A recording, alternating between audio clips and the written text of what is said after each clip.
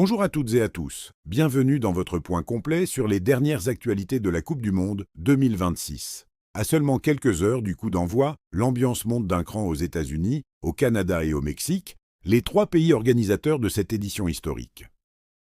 Le match d'ouverture opposera le Mexique à l'Afrique du Sud au mythique stade Azteca de Mexico.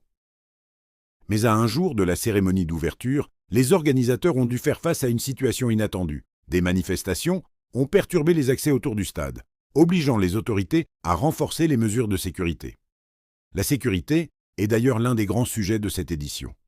Les autorités mexicaines et la FIFA multiplient les dispositifs de contrôle alors que des millions de supporters sont attendus dans les trois pays hôtes. Dans les différents camps de base, les sélections disputent leurs derniers matchs amicaux avant l'entrée dans la compétition. La FIFA souligne que les 48 équipes qualifiées profitent de cette dernière semaine pour effectuer les derniers réglages tactiques et physiques. Du côté des Bleus, l'attention est déjà tournée vers le groupe I. La France débutera son tournoi face au Sénégal le 16 juin, avant d'affronter l'Irak et la Norvège.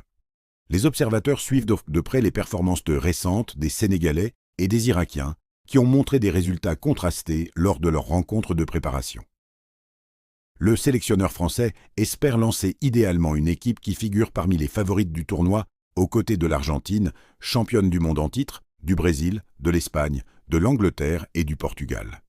Parmi les affiches les plus attendues des premiers jours, on retrouvera notamment France, Sénégal le 16 juin, Argentine, Algérie le 17 juin, Portugal, RD Congo le 17 juin, Angleterre, Croatie le 17 juin, Brésil, Maroc dès le début de la compétition. Avec 12 groupes et un format inédit, chaque point comptera dans la course à la qualification pour la phase à élimination directe. Autre sujet qui fait parler, la billetterie. La FIFA continue de gérer une demande exceptionnelle pour plusieurs affiches.